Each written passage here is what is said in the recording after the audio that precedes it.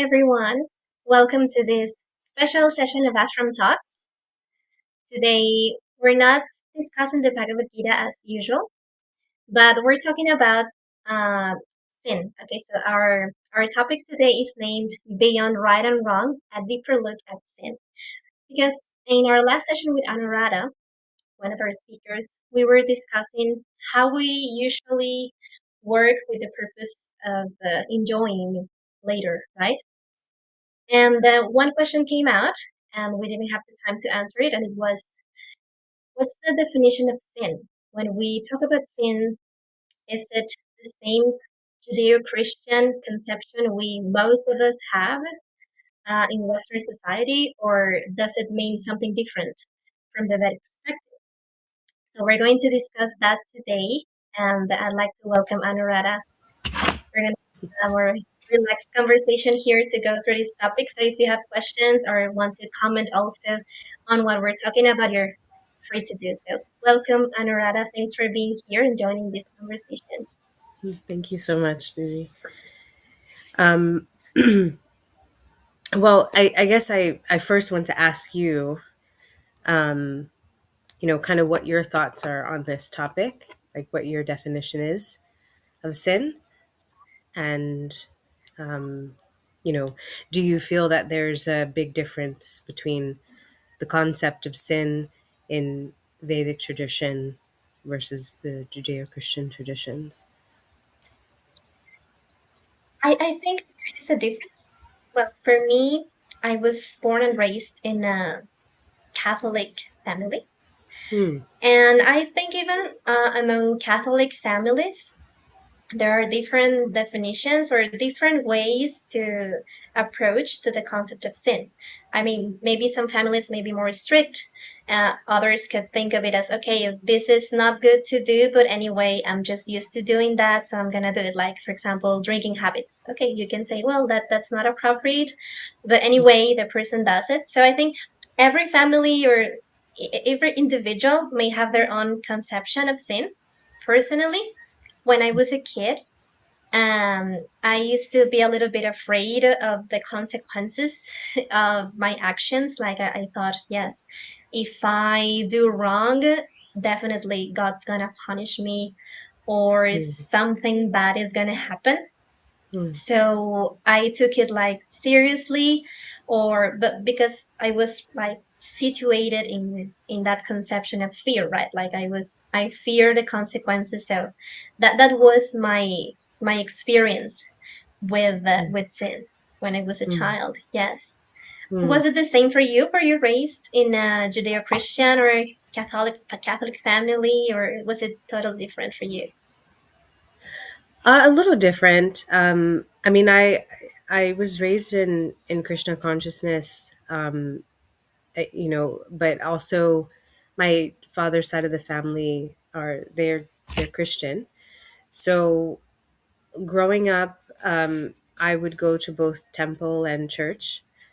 Um, my mother also grew up in Krishna consciousness since she was a little girl, and so naturally she wanted that to be the primary focus for me, but she didn't want to force anything on me. So that was, I would say probably really benevolent of her that she was not trying to thrust me in any particular direction, even if she had her own particular viewpoints and perspective about Krishna consciousness. But growing up, I mean, I wouldn't say that even if I did go to church, and I don't really remember so many of the sermons until I got a little bit older, but even then I wouldn't say that there was a huge focus on sin. I probably learned more about the concept of death more more frequently than I did about sin and sinning and sinful life. Um, I mean, you hear about the story of like a Jamil, um, and how he was a very pious, coming from a Brahmin family, very high caste, and or the priestly class, And then slowly, due to negative association, then he started to, um, you know, basically delve into a lot of sinful activities, including stealing, drinking. He became attracted to a prostitute and then left his very chaste wife for this prostitute, had many children with her. And in the life of a Jamil, because he had previous uh, previous impressions from his religious life, then he, at the time of his death, um, he was saying the name of his youngest son. He was calling the name of his youngest son Narayan. So the syllables Narayana, it's the name of God. So being that he's calling out, he's calling for his son, but being that he's saying the name of God, Narayana, in the moments of, of his last moments, his dying breath, then naturally the Vishnu Dutas, the messengers of Lord Vishnu, they appeared, and the Yamadutas, they initially appeared. The Yamadutas, the messengers of death. So, they were coming to, and they're very fierce looking and coming to take a Jamil with them to the hellish planets for all of the sinning that he did. But because he uttered the name of Narayan, then the Vishnu Dutas, the messengers of Lord Vishnu, uh, protected him and basically saved him. So from all of that sinful life. So, there is something to be said about the emphasis that we are that we're placing on, sin and sinful life. And so that's why I say, like, when I was growing up, the emphasis really wasn't on sinning. It wasn't on sinful life. It was on hearing stories like this, on how to overcome sin or sinful life. And it was through really the chanting of the holy name that we learned about that. So everything was really, I want to say, maybe from a more, uh, it was like a more, maybe from a positive perspective. I don't want to necessarily say that from the other dharmic religions that it's not necessarily a positive thing, because in essence the teachings are don't sin, don't do bad activity and things. But at the same time, I remember Srila Prabhupada saying that, if the focus is on thou shalt not, thou shalt not, thou shalt not, then it's like, okay, it's all negation. Then what can you do?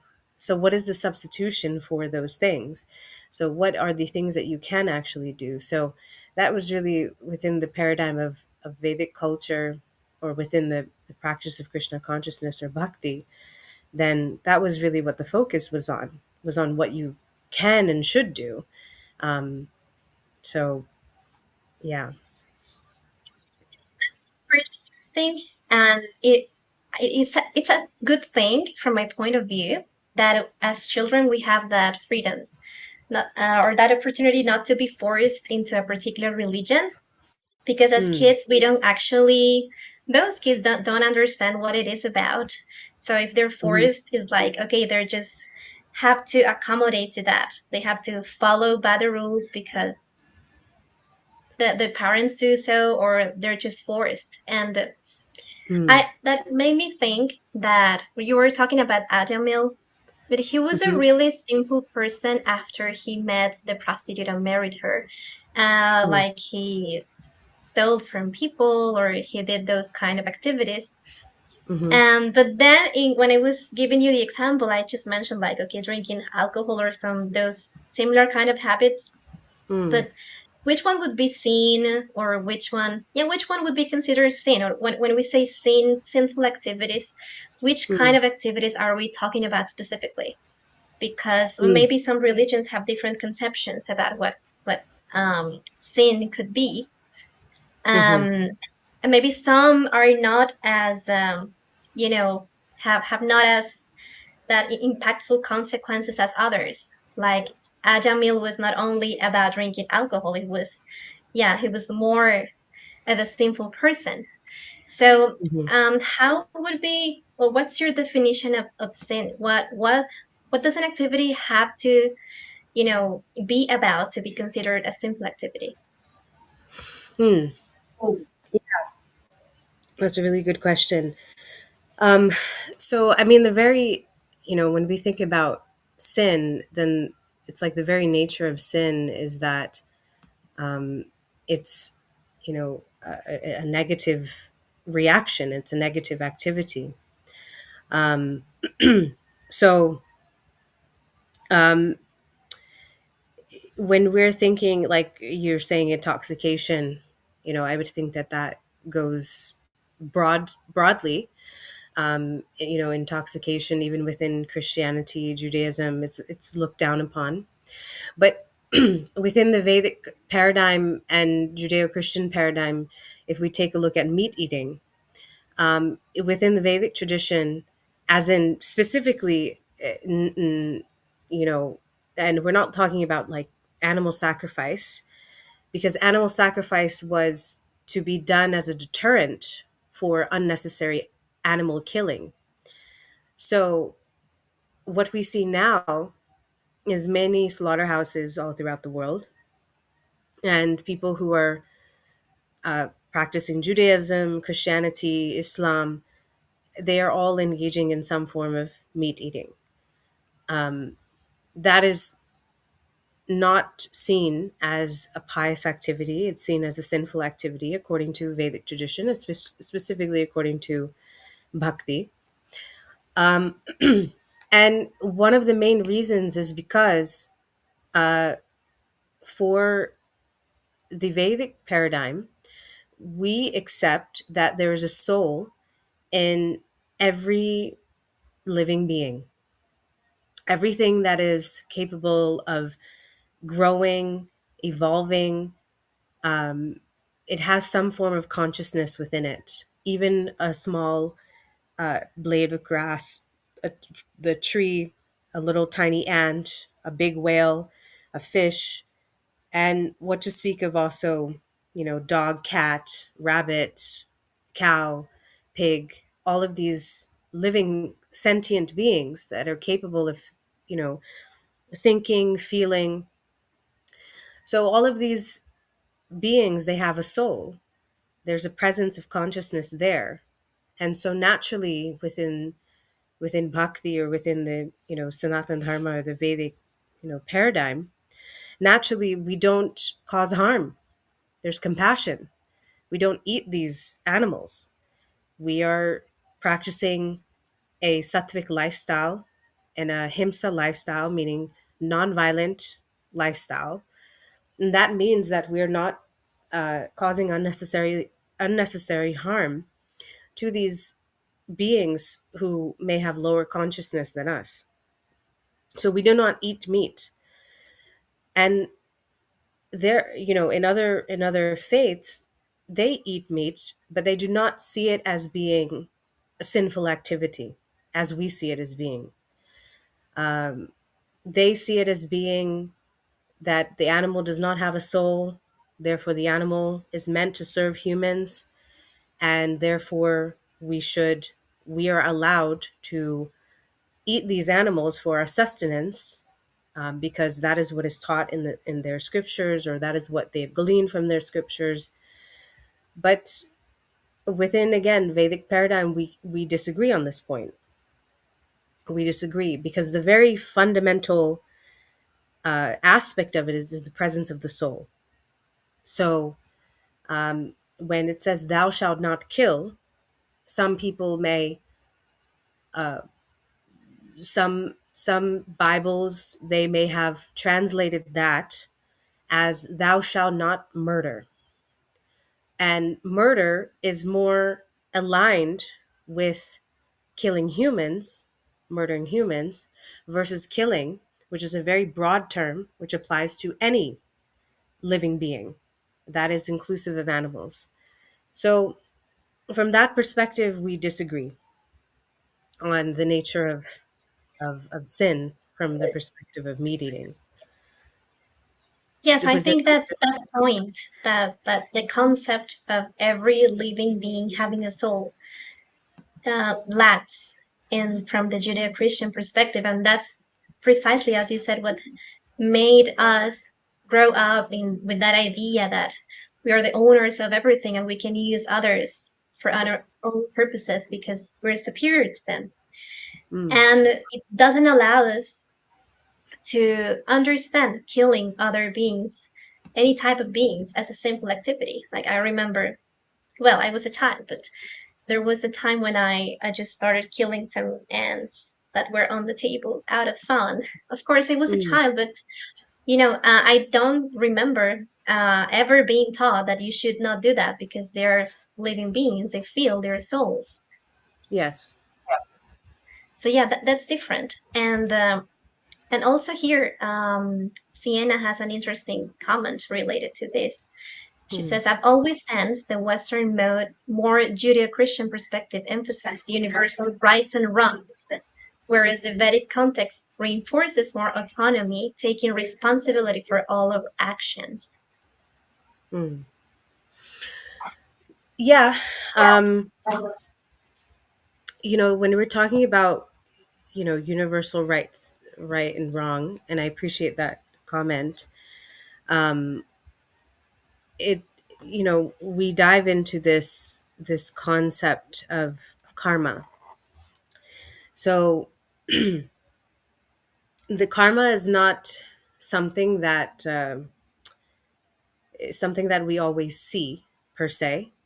And what I mean is that it's not like, sometimes it's not something that we have a definitive action that leads to a definitive reaction. Really, karma, the definition of karma, according to Newton's third law is of physics, is every action has an equal and opposite reaction, right? So, if you throw a ball up in the air at a certain trajectory and a certain velocity, it will then come back down in that same trajectory and velocity.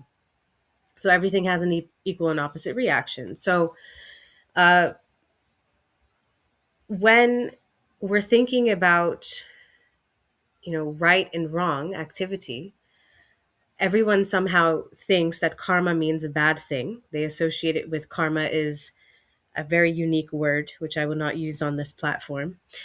But it starts with B. So they inherently think, okay, karma is a bad thing. It's a, karma always has your address, right? And that's true. Karma does have your address, right? Um, but karma has your address whether you do a good activity or a bad activity. Yeah, Karma just can simply also be means, good. yeah, karma simply just means action in Sanskrit. So when you do something good, naturally equal opposite, good comes back to you. You do something bad, naturally equal opposite, bad consequences come back to you.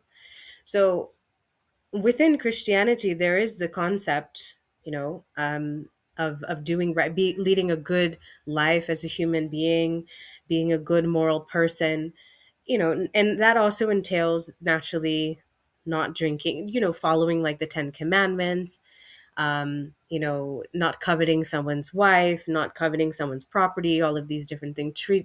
Your, treat thy neighbor as if it were your brother, something like that. I can't remember exactly.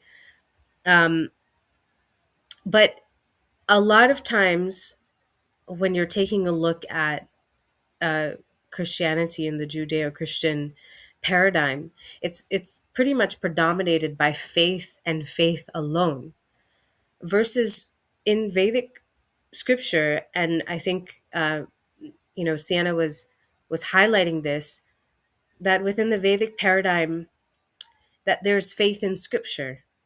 So there's faith in something deeper than just, you know uh, basically the faith in and of itself. There's the I'm supposed to just sort of have a blind faith in accepting that this is exactly true, this is exactly right, but there's nothing deeper. There's no understanding of a deeper conclusive truth that is guiding our lives, guiding as a principle that's guiding our lives. So, morality and ethics is sort of superficial. But then when you dive a little deeper and we get into the elements of karma, then you cannot separate karma from consciousness. You cannot separate karma from the soul. The soul is not going through karmic activity. The soul is simply experiencing karmic activity vicariously through the vehicle, which is his body, which is in of itself a karmic action. It's karmic reaction. um, some people could say that having these bodies alone is a part of a sinful reaction, so to speak. And the sinful reaction then again is stemming from avidya, ignorance.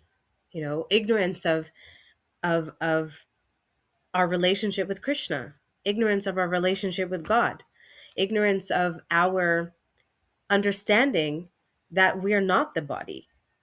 So, inherently with that, then we also see, you know, suffering, which is, sin is a type of suffering. Um, so, yes, I would say that I would definitely agree with Sienna that, there does seem to be maybe an emphasis on maybe universality of right and wrong, sort of the morality and ethics of life. Um, but yes, within the Vedic paradigm, we're taking responsibility for our actions, as in for, karma. And then more than that, if we begin to follow the path, not simply um, of karmic activity, and not simply of knowledge based activity, but we're now following the path of devotion. We're doing activity on behalf of the divine, of God. Now you're mitigating a lot of those karmic actions and reactions, because now you're doing activity that is pleasing to God, that has been ordained essentially by God. And oftentimes you will hear many preachers and priests and say, I have been ordained by God, um, I have been led to this, preaching mission or what have you, because God spoke to me. He led me down this path. Yes, it can be. Um, it can be that, we are having counsel with God. Um, but I can tell you in my, you know, my years in this body, in this lifetime, I have met a few representatives of God, but I have not seen or heard God himself. So I have, had instances where there has been maybe some voice inside of me, which is, maybe the super soul, which we call Paramatma, giving a little hint here or there. Oh, don't do this, or yes, do this, or don't do that.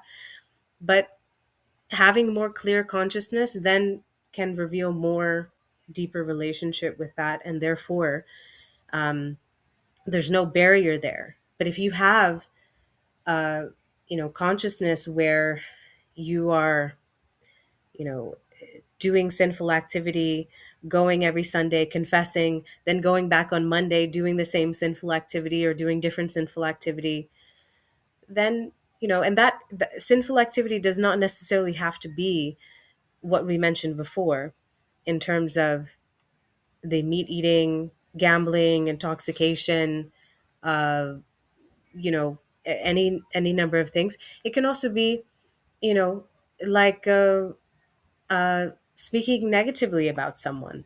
That can also generate some sinful activities. Thinking negatively about someone that, oh, I wish this person dead. I wish this person harm. Even thinking it is like generating sin. So we have to be careful in our thoughts, but even to ourselves. So harm can be caused to ourselves as well in the modes in which we are thinking, feeling, and and operating on a day in and day out basis. So sin does not necessarily have to simply be those kind of tangible things that we can see that, you know, create create problems for many different people, many walks of life. Um, so yeah, I definitely agree with what Sienna shared. So thank you, Sienna, for that. Yes, thank you so much. And then basically, we could say that from the Judeo Christian perspective, we just thought to accept what they tell us just because. But Hmm. ironically, that lack of deep understanding is what I think makes most of people leave aside their principles. Like they just stop following things because they actually don't understand or they don't see the benefit or they Mm, enjoy more doing that they're just being told not to do, but because they don't understand what's beyond that rule. Like rules in religions shouldn't be the main goal, that they should be a mean to walk the spiritual path with a cleaner yes. consciousness. But most of the times it's just we're just being told do this, do this, do this, go to church on Sundays, and then you're gonna be okay. But Hmm. we cannot just do that. We need to experience it. As you said, well, you grew up in a Vaishnav family, in Krishna consciousness, and your mother allowed you, I think, to experience naturally what you were supposed to experience in your life. Like she didn't try to force anything onto you. So that's important because if we don't experience it by ourselves, as you said, we need consciousness to understand what sin means beyond do this because this is right or don't do this because it is wrong. So that's, Mm. yeah, a point where they absolutely differ.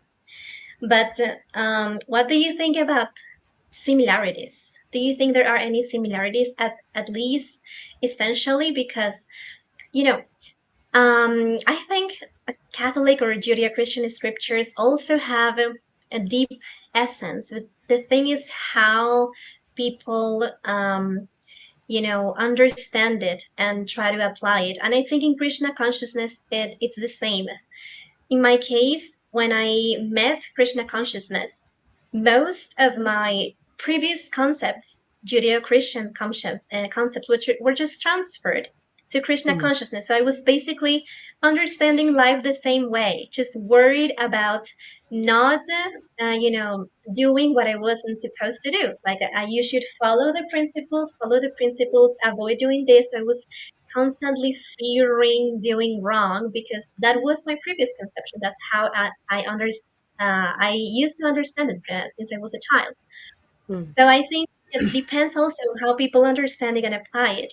So I think maybe there are similarities, but in the case of the Western world, that essence has faded away a little bit more because of how people implemented Christianism as a way of control in the past Mm. or for politic purposes. So, but do you think there are still similarities in this conception of what sin is, or how do they meet?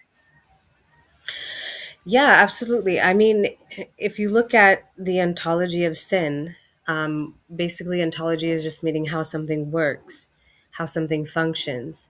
So, again, sin is as a deterrent, really. It's as a deterrent from doing, unwanted behaviors or unwanted activities. And so, you know, sure, we don't necessarily maybe accept the concept of an original sin.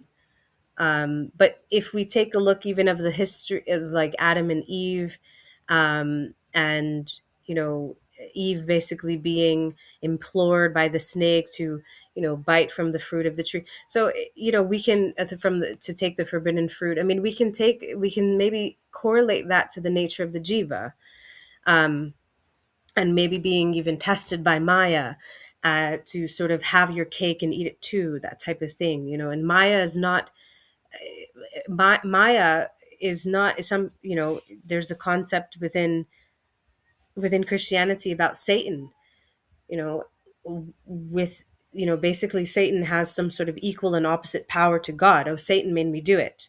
I did something wrong, Satan made me do it. But for a devotee of God, a bhakta, if you will, um, we can some seemingly correlate Satan to Maya. This is actually from one of our illustrious teachers, Srila Bhakti Dr. Sridhar Maharaj is his name, who actually, compared uh, Satan and Maya, and said that actually Satan is a devotee of God, Maya is a devotee of God. So Maya is not trying to stifle you.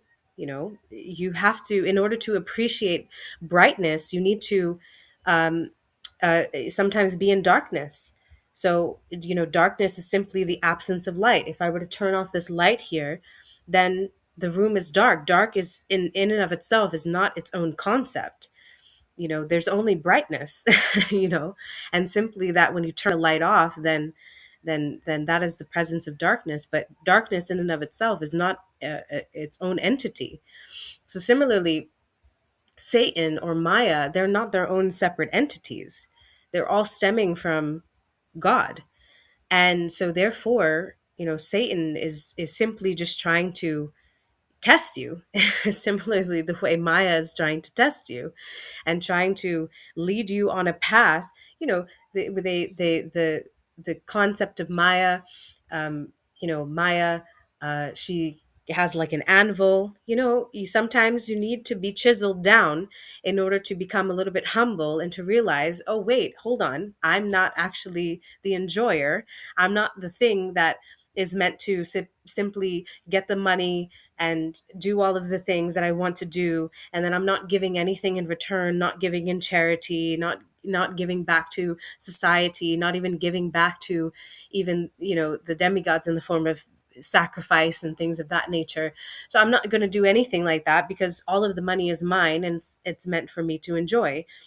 So in those ways, we find that, yeah, sometimes you have to be chiseled down a little bit to become humbled and to realize, oh, wait, that's not my money. It's actually God's money, and I'm simply borrowing it temporarily to sustain my life. And then naturally, I'm using that money to then also offer back to God, who has everything to begin with. So, you know, uh, so when we think about the the similarities, I mean, we have Maya and Satan that are virtually deemed as very similar, um, and they're there to also help us to uncover and really deeply understand why we want to avoid certain activities and why we want to pursue a more pious or more conscientious, or even a more sattvic lifestyle, thing, and even go beyond that. We don't want to be within the bounds of simply just doing things within the mode of goodness, because even that can be sort of like having shackles on you. Bhakti, or devotional service in its true unalloyed form, is going beyond even the modes of goodness, beyond any of the modes of material nature, because it is true freedom. So, similarities would really stem from the ontology, and how the nature of how sin works between Judeo-Christian faith and then also the Vedic paradigm. So in other words, we don't want a life of sin. We don't want to do sin. We don't want to lead a sinful path, but there are nuances here and there also, especially when it comes to, we're reading the Gita now, and some could say, oh, well, Krishna, he sanctioned killing on his behalf through Arjuna. How is that not sinful? Hold on, wait a minute. Uh, Being that, if you know the backstory of who Arjuna is actually killing, you can see the very sinful behavior, the very envious behavior, envious nature, uh, that many of them who he's fighting against had, and the negative activities that they had done. So Arjuna is simply a vessel, he's simply an instrument on behalf of Krishna to be able to do all of this, killing. But really, if you look deeper into it, who actually fought the war of Mahabharata? It was Krishna. Krishna fought on both sides. So Krishna is fighting Krishna on both sides. So there's no, there's no harm there. But some people could argue that point, say, oh, well, Krishna is promoting sinful activity. He's promoting killing and violence and all these other things. Oh, you know, no, that's not true, because that's where the nuance comes in. When you're doing an activity on behalf of God, then it's no longer sinful. Krishna removes any sin that is associated with that activity. So there's no harm in that way. So I would say, You yeah. Sorry, go ahead. sorry. You No, made no, me go ahead. remember when I first read the Mahabharata, I just thought like, okay, I just was thinking, why didn't they kill them before? Like when you find out what all of what they did, you end up like, okay, but he had all the reasons to do it. Hmm. Like I remember there were like four things that or five things that if you do that to a person, that person is allowed entitled to kill you as Mm, as a direct result of your action, like trying to kill another person or stealing their land or stealing their wife, those kind mm, of activities, like at the time, because it was a different context, mm. were reasons to kill the person who did them to you. So you might end up asking yourself, why didn't they do anything before the war? Yeah. So yeah, And yeah, why didn't they do anything before the war is because it was not sanctioned by Krishna. So Krishna exactly. he was the equation that, and also when you look at the lives of even the Pandavas, Arjun being one of the five brothers, they're all devotees of Krishna. So naturally, Krishna is their main guide, their counsel, their for lack of better term, their coach, their everything. So, they are following after the guidance of Krishna. They're not doing anything without his say, essentially. And so, Krishna didn't even fight in the Mahabharata battle, but simply his presence there and his speaking of the Gita, which is, the probably the most that is the most climactic thing. That is the essence really of the Mahabharata. Um, is the very nature of his presence there, is showing that, this, as some people can say, oh, this conquering of good over evil type of thing, but even deeper than that is in a transmission of coming to understand that what does it mean to really act on behalf of God, to be an instrument on behalf of God. And if you're acting in that way, then you're not thinking about right and wrong. You're simply thinking, how can I please God and his senses? What can I do? And if that means that I have to go out and kill, we're not thinking of the negative consequences as a result of that. But then when people say, I killed someone, Satan made me do it. No, we can't accept that. We can't accept that. That's a bridge too far. And God, Should be you careful know, with that. huh? Careful with that. Should be careful about that way of thinking. Also, if we Yeah. think, okay, if Krishna is, encouraging Arjun to fight his family, it doesn't Mhm. mean Krishna is clearing the path for us to kill other people. Like there are Yeah. different contexts. We're not in Arjun's position. We're totally different beings. Yeah, that, and Arjun is having personal association, hearing the entire Gita before he starts fighting. So he now has a context of what is the soul, what is material body, what is knowledge of these particular things, what is karmic activity, what is the nature of karma and fruit of action, what is bhakti, what is actual devotion to God, and then who is God, who is he, and getting to see him in his most, universal form, and then being afraid, like, wait a minute, hold on. You were my friend. We used to sit on the same bed, and we used to sleep on the same bed. We used to eat from each other's plates, and you're showing me this huge form of yours that you control everything. Who am I, this small insignificant being? And you want me to do something on behalf of you.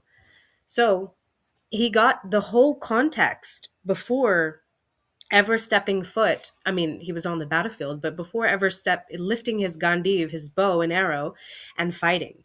So that is not happening with us per se, as in we're not getting that same opportunity as Arjun being on a battlefield, but in some ways we are, because we have also, through the method and through the medium of Arjun, we have been able to receive all of these teachings so mercifully by Krishna himself via the Bhagavad Gita, that is now translated in so many languages worldwide. Thanks to Srila Prabhupada and many of his disciples, um, so that we can actually learn and glean from that in a deep, deep sense. So, whatever our outer battles are, our inner battles are, whatever we're on the battlefield of Kurukshetra at any given time, that we can then understand, okay, what do I need to do in order to overcome this, and to actually be able to be a vessel and an instrument for God and God's service. So, Thank you so much for that, Anuradha. And we're reaching the end of our session, so I would like to go over the last point. So you mm, said that everything is coming from God. Like we mm, can say Maya, illusion in from one perspective, Satan from the other one. But mm, ultimately, all activities considered good or bad activities, they come from the same source, just as all the mm, creation comes from the same source. So mm, what's the purpose of sin? Because okay, we don't want sin in our lives, but it does mm, exist and it comes from God. God mm, created all of these activities. I remember reading in the Srimad Bhagavatam one verse in chapter 3 where Lord Brahma creates the material world. He starts with the wrongdoings. Like mm, first, he creates some negative source of things, mm, and the living entities who were attached to those, they started, approaching that energy, that let's say mm, negative energy or sinful energy. So what's the mm, purpose of sin? Because we don't want it, but it exists, and it's not mm, created by a separate entity from mm. God, but it's God Himself who also allows sin to exist and living entities to commit sinful activities. In a way, isn't it? I wouldn't say that God allows us to commit sinful activities. We commit the sinful activities. It's not that God wants us to do those things. We we have to take accountability for our actions, be they good, bad, or the ugly. Um, but the purpose of sin, again, when we're looking at the ontology of sin, how sin functions, how it operates and works, um, we can say again from the concept of, say, original sin or the root cause of sin for us in the Vedic paradigm is avidya shakti. Avidya shakti simply means that it is the potency of forgetting who we are in relation to God. We have sort of turned away from God. There's an aversion there. you know, um, the aversion is, I don't want to be a servant. I want to be the enjoyer.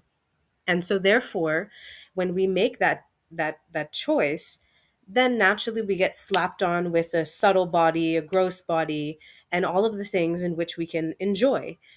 But that same enjoyment is counteracted with suffering.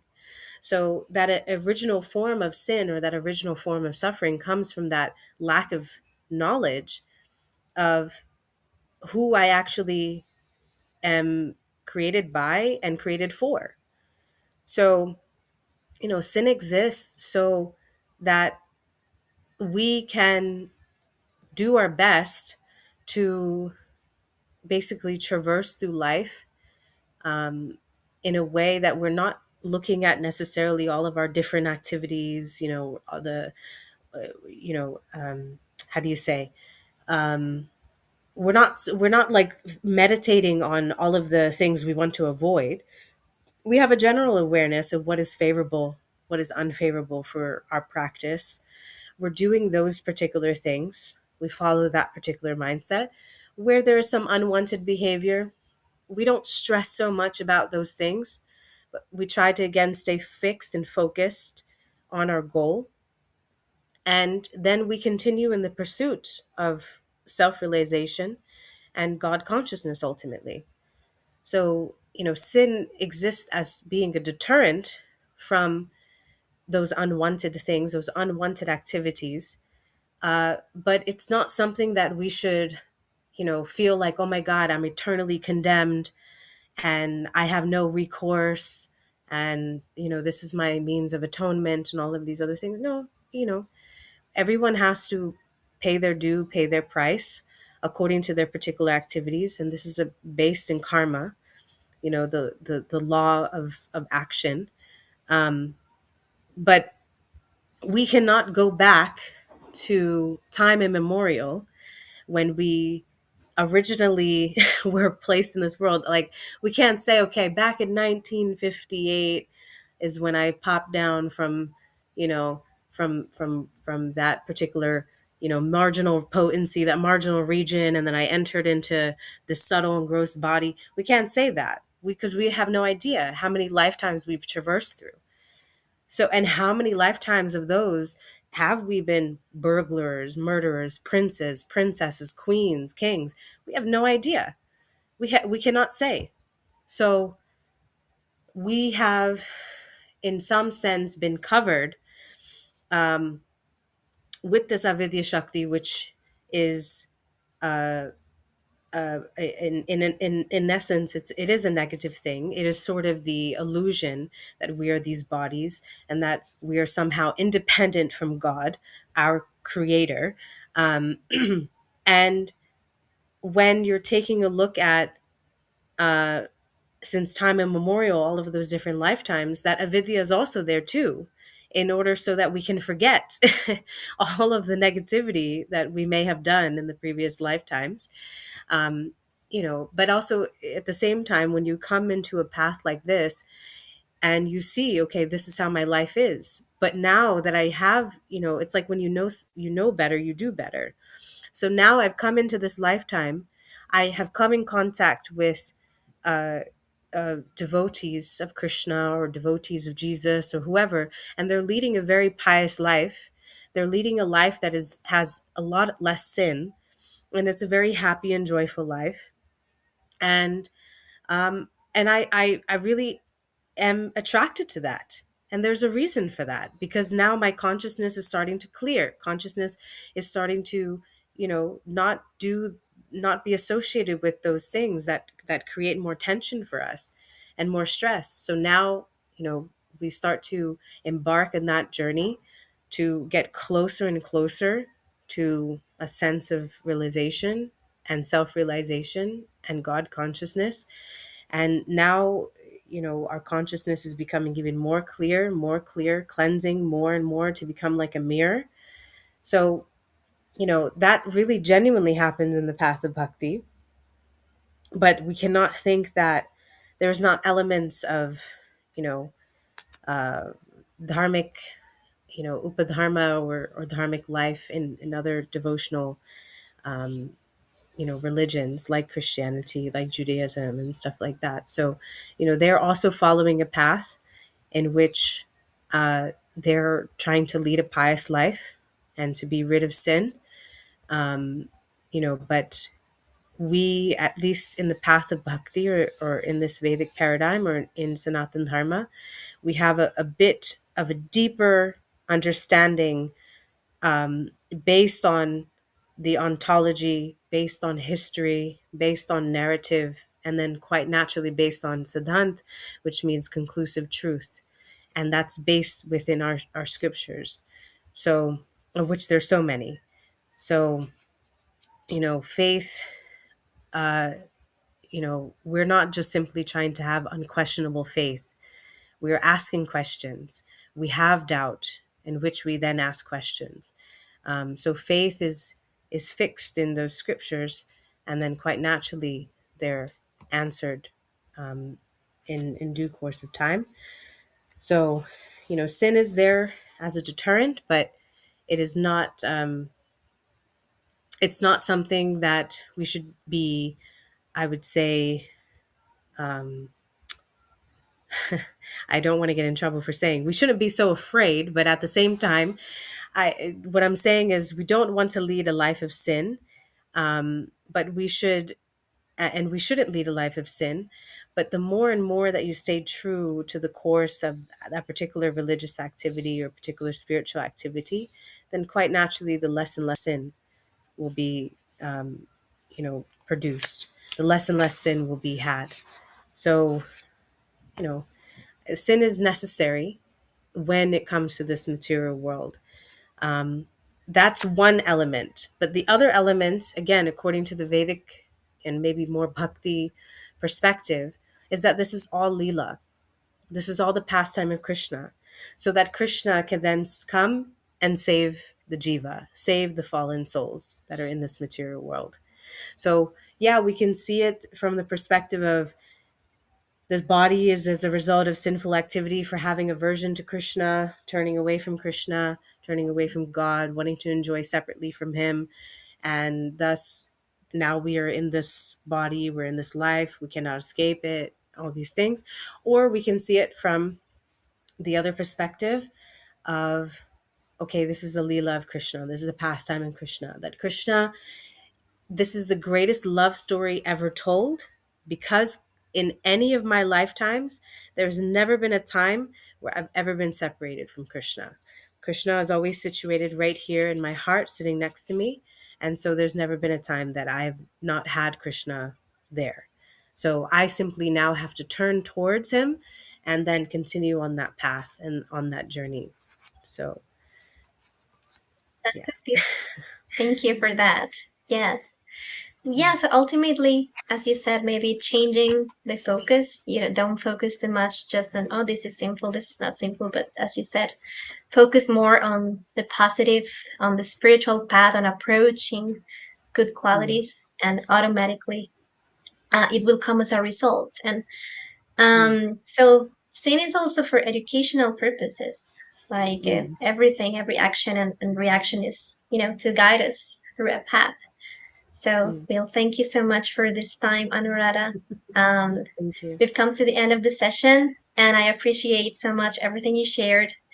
Thank you so much. And I think it raises up many other questions that I think Mm, would be worthy of discussion in other special sessions like this. So, well, I yes. hope we can do that in the future again. Thank you so much. Thank you, Hare Krishna. And well, thank you everyone for joining, leaving your comments here. I hope this session was helpful for you, or clarified some questions or doubts, or inspired you to continue in your spiritual path, and also gave you a broader view of the concept of sin, which many times can be something we don't want to talk about, or that we feel like it has been imposed to us. So I hope this was helpful in general. And we will see you again on Monday at 7:30 p.m. to continue discussing the Bhagavad Gita. Thank you so much again for joining, and have a nice night. Goodbye.